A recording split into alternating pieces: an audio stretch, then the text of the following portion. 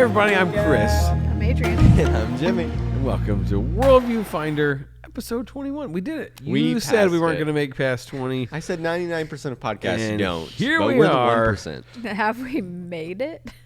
Oh, we've Yes, made it. Of course we Do did. they stop? Do they just stop after 20 episodes? This one won't actually upload. You guys, if you're seeing this, something went very well. Something.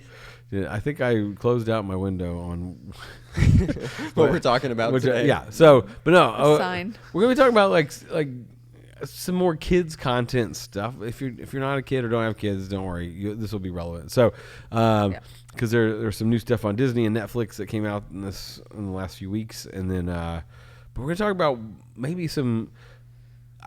We're gonna give some tips if you're a creator out there. If you're a content creator, we're gonna give you some tips on how to create well, especially like with WorldView stuff in mind and all that. So, I don't know. That's my goal at least. It's our lineup today. Maybe if that happens, I'll be. And of course, we're going to talk about what's happening in Florida. So, all right, Adrian, you watched the Princess Lego movie this week, I did. or last week, or whatever. How was No, it? it came out. I think it came out on Friday. Yeah. So but we're recording behind the scenes. We're recording. No, we're recording a week in advance. Yeah, Whoops. so- It came out last Friday. Yeah. So you saw it. Yeah, and so, it was okay. It reminded me of like It was okay. It reminded me of like the Tinkerbell movies, even though I haven't seen them, where it's like a little bit off-brand. It reminded me. Hey, reminded me the of Never movies. Beast was fantastic. I keep hearing that. I keep hearing that the Never Beast was really good. Shepherd loves it. So, Yeah, so it's anyway, sunny back in the day. it's 5 Disney princesses, not your typical ones. It's like Moana, Rapunzel, Snow White is a typical one, but and then Tiana Getting Tiana back in Princess there. and the Ariel. Frog. So the 5 of them get trapped by Gaston, who's the villain. Oh, he's back. But it is all the original voices, so all of the Wow. Disney princesses play their characters, which is Wait, kind of cool. Was it the live action Little Mermaid or the No, cartoon Little The Mermaid? OG. Okay. Teen Little Mermaid. All right. And I think one of them passed away though. Was it the Little Mermaid? Oh my gosh. I don't know. One of the voices, anyway. But Gaston is the original Gone but voice not as well. forgotten. No. So one. anyway, it's a very simple what am I trying to say? Simple comedy, like it's just. Simple comedy. Wait, Is it a Content. simple concept? Simple content. con- Sorry, I think you Sorry, said my brain con. went- I was going with comedy. Pregnancy brain. But the message is that friendship, being together, the power of working together is more important than being a loner who stores up treasures. Oh, So Power of Friendship. So, does this take place after Beauty and the Beast?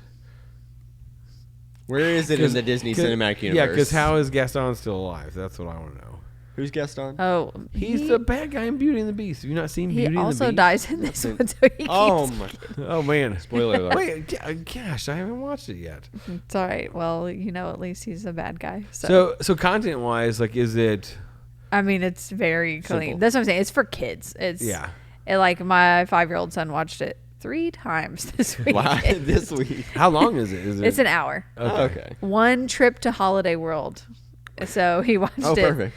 on the way there, on the way back. He made me watch it the next morning Wow, because back to back. he liked it so much. Must be really good. So, yeah, it's definitely got some funny bits because it's Yeah. Lego and it made Andy and I laugh. So, but it's like I said, the messaging is very simple of just like if we work together, the power of friendship, we can defeat Gaston. No. What? Sorry. So, I keep saying that. no, I think, so in contrast that to, let's talk about what you saw on Netflix. Yeah, Came out. I saw The Monkey King. Also King. came out last last Friday. Yeah. Friday. But yeah, it's a story of the Monkey King. It's a legend in Chinese folklore. There's also a live action movie, The Forbidden Kingdom, I think. Oh. With Jackie Chan and Jet Li. I think it might have been their first movie that they appeared together in. Throwback. And so that one is also about the legend of the Monkey King, but it's been a long time since I've seen that one. But so I knew a little bit of the lore going into this, and I read the plugged in review, and I maybe I just misremembered it, but like right at that day, and I was like, oh, this is a new, and like they said, yeah, there's some like spiritual Eastern spiritualism and stuff, but it's like the whole thing. So so the Monkey King, his deal, he's a monkey, and he is half immortal, which doesn't make sense, but he's half immortal. Yeah, so he can sort of almost die. I don't know, but he's like, he wants to be immortal, and he's kind of told his whole life, you don't belong here, because he was born out of a rock, so he doesn't really like, I don't know, some rock opened up and the monkey was inside, but he's like, he has laser vision, and so he's like, yeah, of course, yeah, he's like, I got laser eyes, but he's trying, like he.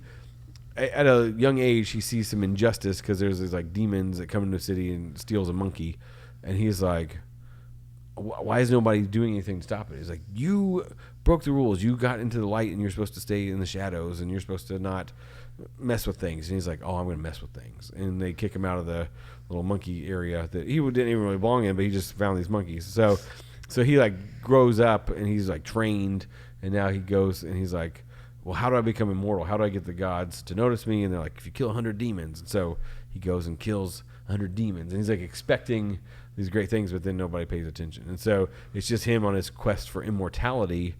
He wants to live forever, but more importantly, he wants to be significant. Like he wants somebody to recognize him. And so along the way, he meets a human girl that's like, I will be your assistant. And he's like, I don't need an assistant. Like, and just him wrestling with. Yeah. It's a little bit like Puss in Boots, where he's kind of realizing like, maybe I don't like need all the glory and all this stuff. Maybe I just need to have friends and stuff. But what's interesting is like, because his worldview is kind of like, if it's there for the taking, you take it, you do what you need to do to get things done.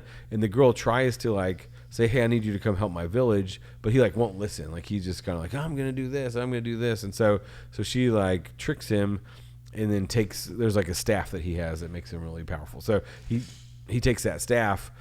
She takes the staff, and then he gets really mad at her. He's like, I just did what you told me to do. I take what I needed to get the things done. He's like, well, it's not like, and so I like when people are confronted with their own worldview, like, because we talk about that on here. If you played this out, if everybody behaved this way, would you be okay with that? And so they weren't.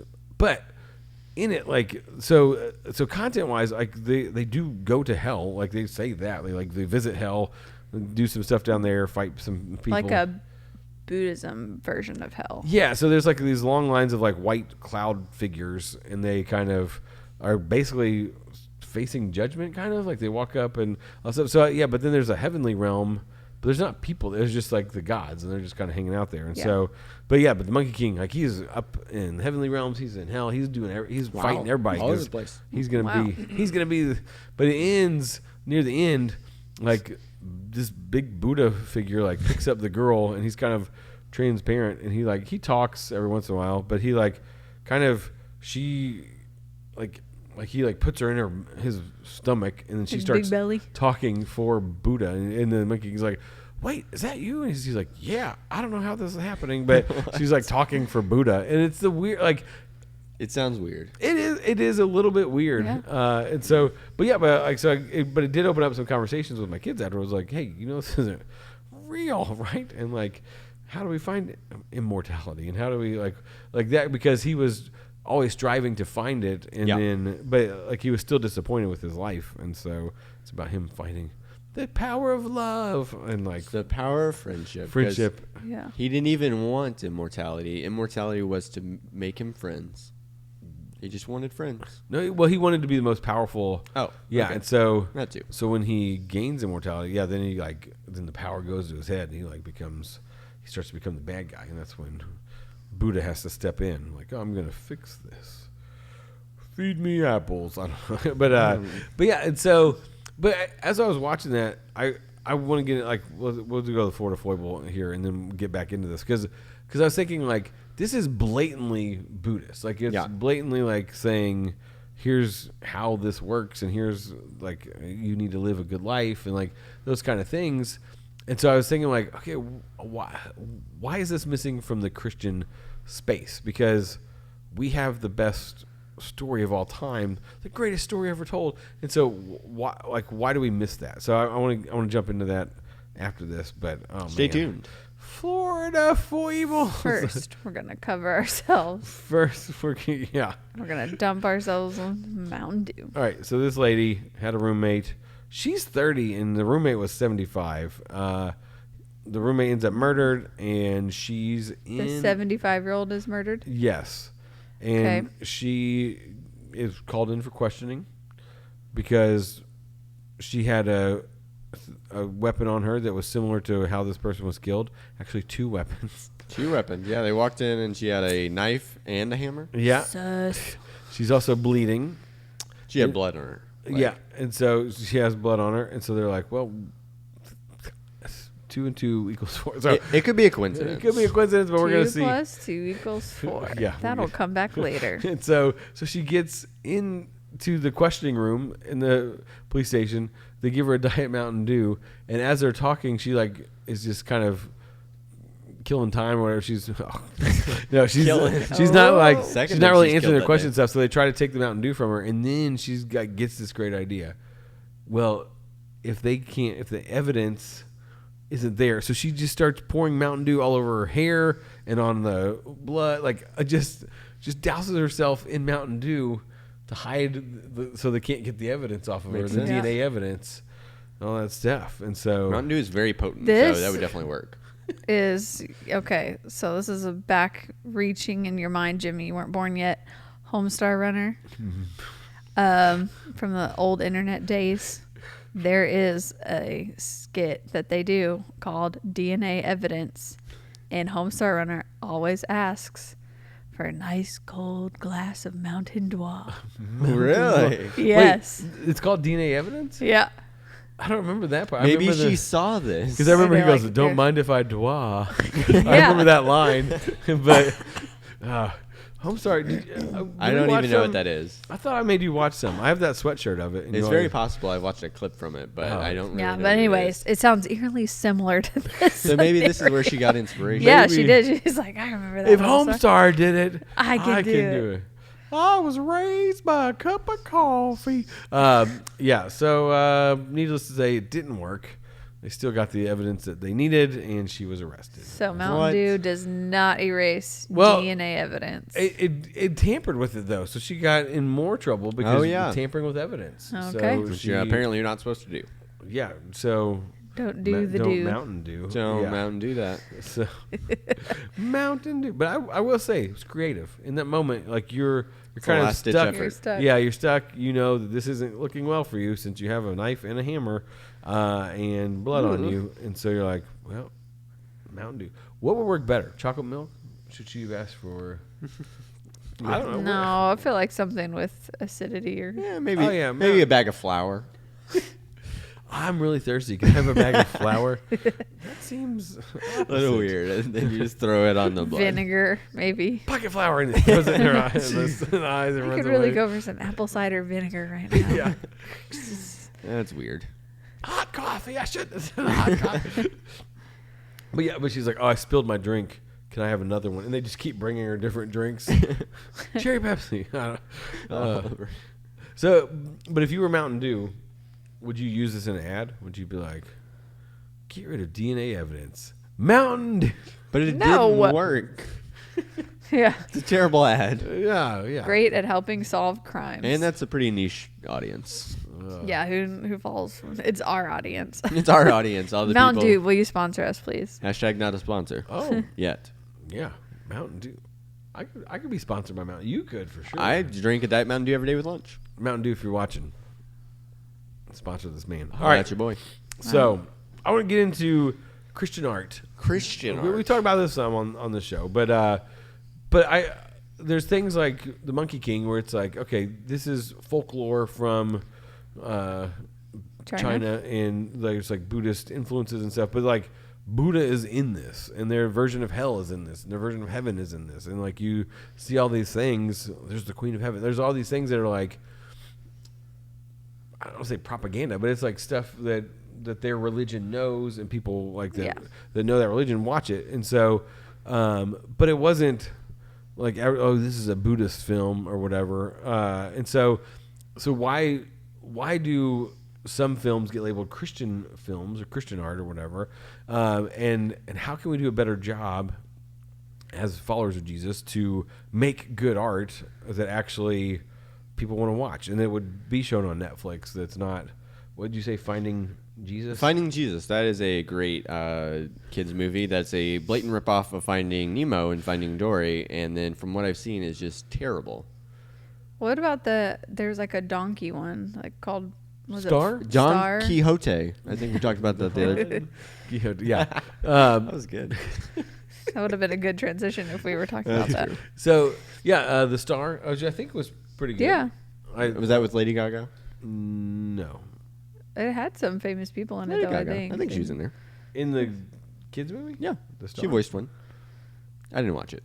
All right, I don't think that's true, but We'll fact see. check. We'll Yeah. fact check it later. The Star. So, what are some examples where, and specifically kid content? Because I know the adult content, not like that, but like in the because there's The Chosen, which is more Yeah. like older, Yeah, that's older well audience and produced. stuff, and it's well done. Yeah.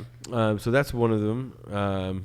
But what like? Were you talking about kid? Well, yeah, you went to the example of Veggie Tales. Like that's Yes, they did it so good.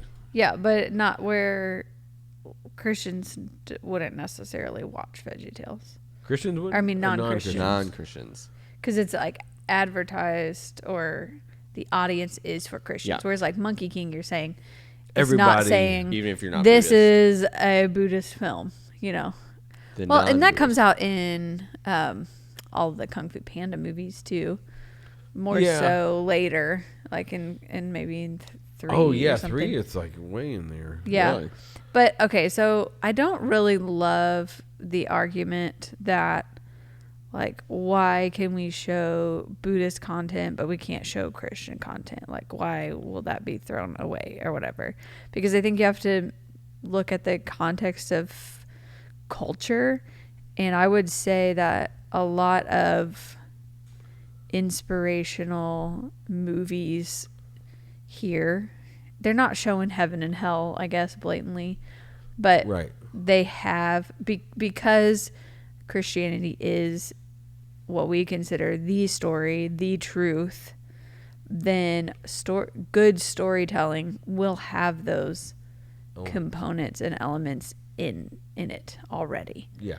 Whereas like Buddhism, or there's lots of folklore that makes compelling and interesting stories, or like that's their culture.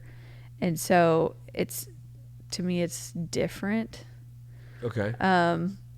Because they just folklore, or Well, I mean, not everybody knows that or thinks that, but I don't know. It just seems different based on like the culture we're in. because like you could say like Tangled or whatever. That's folklore. I mean, it's or a fairy tale or whatever. Yeah. And so Yeah. they're taking like a fairy tale or something like that and making it into this, but their fairy tales are steeped in their religion, and so because of that, like that stuff comes out. And so, like, maybe it was like to teach kids about the importance of friendship or the importance of So what I would like to see selfishness. is like if a Christian artist or a person who's a Christian makes like a parable and makes it into a movie where it's not blatantly like this is heaven and hell and all of that, like having all those Yeah. things. right. Or even like a Jesus figure, or well, yeah, it would in a way of like, because parables did have stuff like that, but it's like a storytelling. So this is interesting. So in the Monkey King, so it was very much, there were very many Buddhist elements, but Yes. did it feel like it was a Buddhist message, or it was just story that happened to be in a Buddhist setting? No, well, because spoiler alert for the end of the, but so at the end he's like, we're basically trapping the Monkey King in this cave. We're just gonna seal up the cave, and you need to find your inner peace. You need to, because you're too full of yourself or whatever, and so for 500 years. He has to find his inner peace or whatever in this rock or what, and so it's it's like, hey, you're not at one with the universe, and so you have to find that inner peace or whatever. And the girl in the story that like she just wanted to do good things, but while she was in hell, she got to read a little scroll and it said like she didn't make that much of a difference in life, like she was insignificant, and so she wanted to change that. And so then it's like, oh, she did change that, and she made a lot of good changes or something in the world. So so I would say yes, there are those elements of like I need to find my inner peace, or I need to do that. Well, so and I think go ahead. Oh, I was thinking about like the end of the story or the goal of religions, and like for Christianity, the goal isn't necessarily heaven, right, and hell. The goal is bringing the kingdom here on earth. And so sometimes those stories is like, what are you doing for your neighbor? So that's what I'm saying is like those stories come out in non-Christian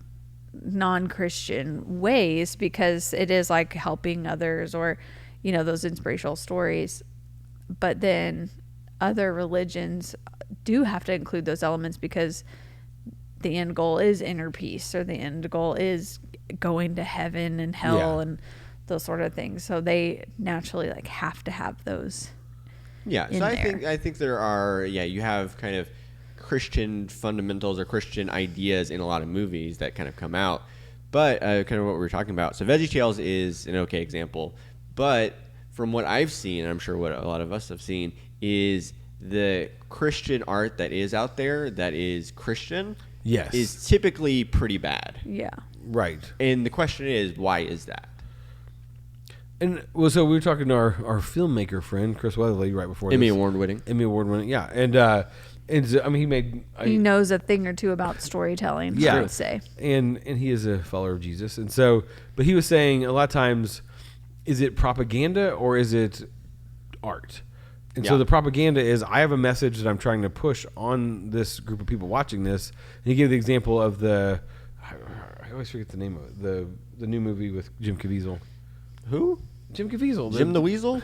The guy who played Jesus in The Passion. The child trafficking. Oh, the Sound of Freedom. Sound of Freedom, Final answer. The Sound of Freedom. And so that one, it is a Christian worldview, but there's not a like, oh, this person prayed to receive Christ moment. Right. Yeah. There's not that in there. And so it's more like, hey, we need to do good in our world. Like there's a lot of evil that's happening. Like how can you make a difference in this? And that's a very Christian message of like, hey, take care of children and take care of those that are defenseless and things like that. And so, so is it propaganda? But when you're making something like you want, like, okay, if this is the only Christian film that somebody sees, will they know the steps that they have to take to get saved, like kind of thing. And I think as followers of Jesus, like we're kind of trained that way because we have a guy in our college ministry that he's like, how do you know if you're saved? And like all the college students, I let them just discuss it and stuff, and they're like, all this stuff. Well, finally a girl goes, well, do you believe that Jesus is the Christ, the Son of the living God? And he's like, I do. And she's like, okay, you're good. And it's like, you have to have that phrase said, or you have to pray this prayer, and then you're official or whatever. And so I think like people get caught up in those details, like so they feel like they have to put that in there. Yeah, neither one of you saw God's Not Dead, the first one. I saw it. Oh, did you? No.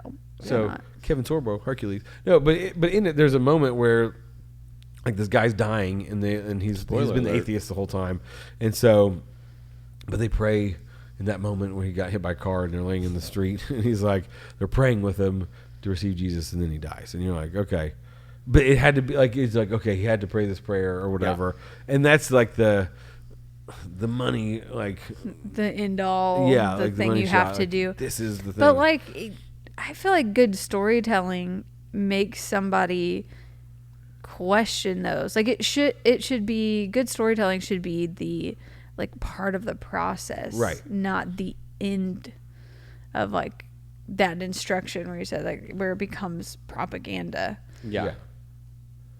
Well, yeah, and I think to kind of put it all together, I think what it comes down to is, I've heard this, is when you're making a film or anything like that, you don't want to give the audience 4. You want to give them 2 plus 2. So basically what that means is you don't want to blatantly tell them, hey, this is the answer. This is the lesson behind it. This is what you should learn from it. But you give them the pieces where they can come to that conclusion themselves.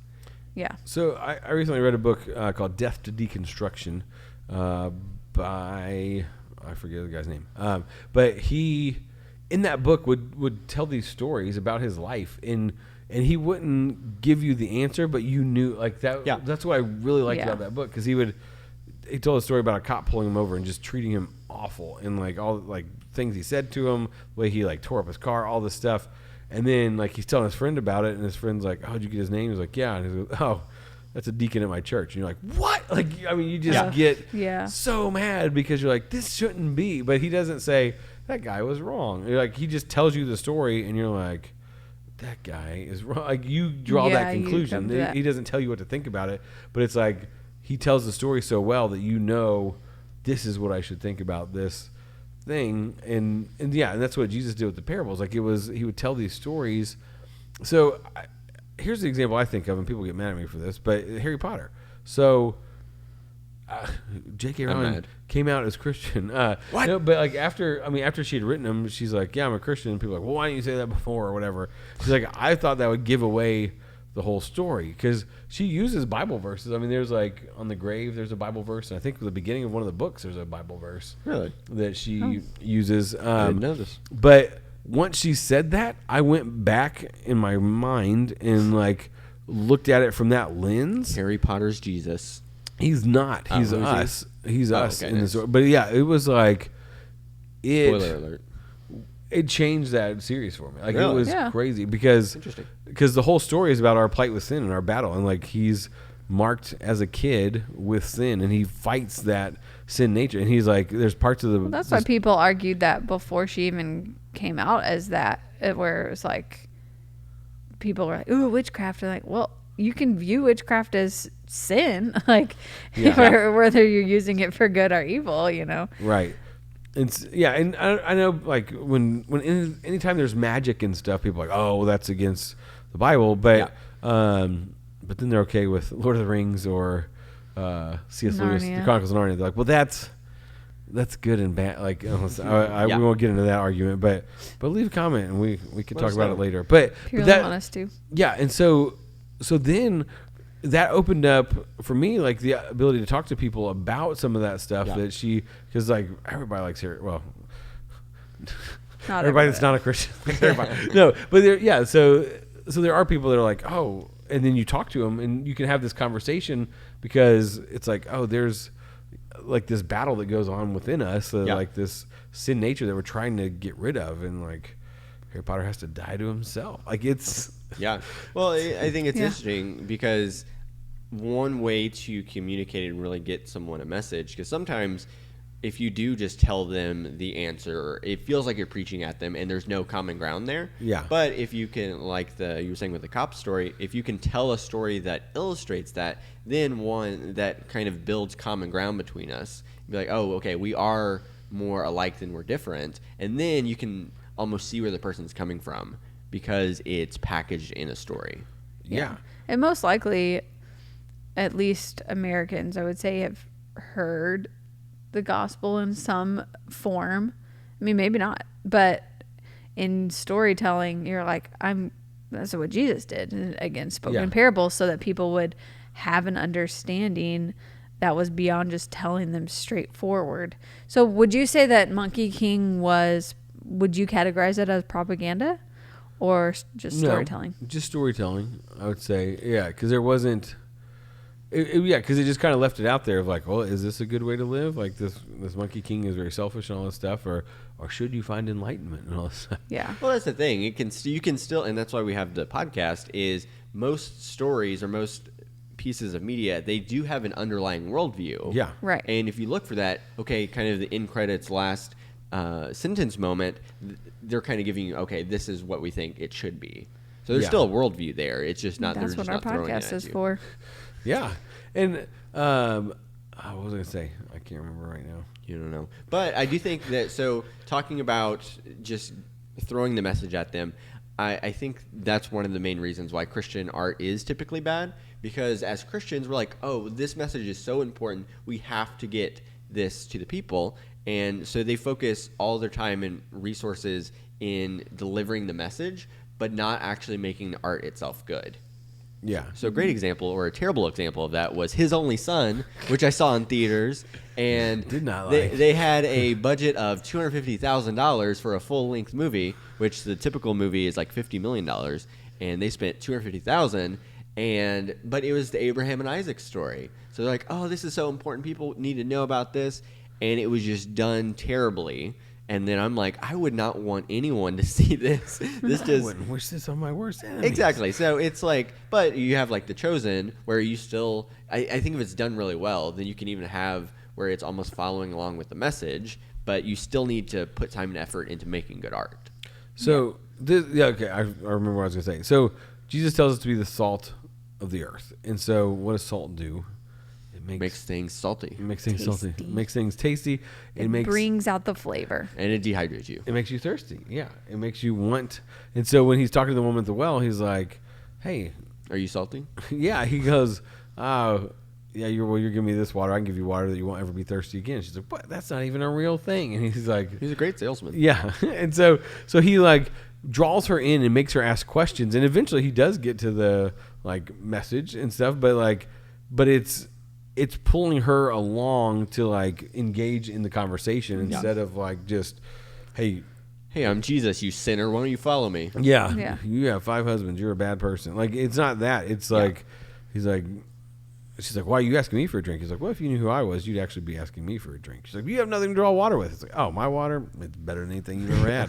You won't ever be thirsty again. She's like, tell me about this water. Yeah, He's got the Asani water. Yeah. And so that's what we're supposed to do. And so if you are a content creator, make things that make people thirsty, like that make them seek things out. Like you want to don't make things that make people thirsty. No. That sounds weird. Oh, sorry. Well, Thirst make them trap. thirst for the kingdom of God. Oh gosh, you guys and your weird slang. Right. But you had said like people know the story. So Yeah. some of our college students, like some of this younger generation, this past year, like 2 students had no idea what the Christmas story was.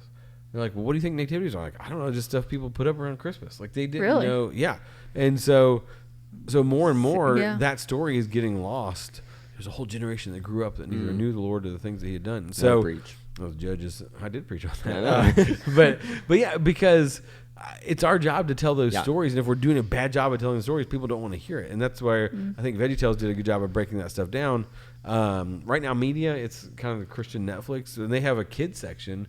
But a lot of it is like puppet shows and things that like get across the Christian message and do a pretty good job at it. But at the same time, it's not anything that like you would put on Netflix and be like, oh, this is great content that's going to like get people thinking about these things. And so, and you can have different media pieces that have different goals. I think you can focus on making a really good story that has a good underlying message, or you can tell people, you can tell your kids the Bible stories.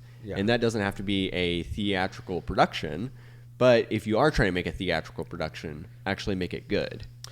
Yeah, and I've been seeing every once in a while it's the crowdfunded stuff like The Chosen, and there is one about the life of David that looks actually pretty good. And so they're like, hey, if you think this is like show like a little clip, like if you think we should make this into a full length animated feature film, then if you see one about the life of Joseph, don't watch it, because that's the next one after His Only Son.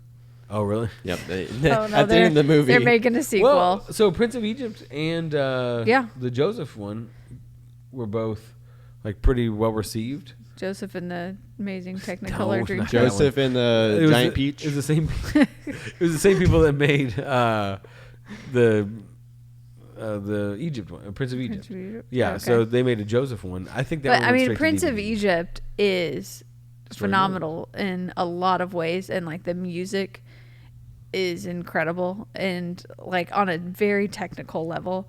And so I think that it just goes to show what you were talking about is when you make something really good, like people will accept it. They're not like, oh, they're throwing God down my throat. It's like, I can really appreciate the beauty of this content. Right. So, and that reminds me, though, because there was a Noah movie that came out, and I was at a Christian conference, and they showed the trailer for it. I was like, oh, this looks really cool. And that movie like ended up being really weird because it was made by Hollywood, and it was like not like accurate at all. The Rock people, and so it was just really Yeah. bizarro stuff. And then there was also was it Gods and Kings or something that Christian Bale was Moses movie that Oh yeah. so And then the show Kings, oh which was about David and King Saul, and it was like more in a modern context though. it wasn't good. Well, it just was very not biblical. Yeah, well, yeah, that's the thing because it's like they take these biblical concepts and then they twist them. That's true, yeah. Because I mean, a lot of the stories in the Bible are pretty epic, and if done well, they would make very interesting movies. Yeah, right. I mean, David, like the Life of David, the miniseries would be like great, or like a trilogy movie. You could make a kids movie. I just want to see those mighty men. The 12 What? The way you said that, thirst trap. Thirst trap. Content that makes you thirsty. Oh, all you ladies out there know what I'm talking about. What in the world? This got really weird really fast. No. No, but yeah, but I mean, you could take one of those stories of the Mighty Men and make like a great Right. movie. So, Nice. not in a weird way. So, It'll make you thirsty. all right, that's about all we We need have. to just time spice for. that up. What? What is happening right now? All right. Hey, everybody. I'm Chris. I'm Adrian. And I'm still here. I'm Jimmy. He's still got legs. He's still got his legs. And we'll see you next time.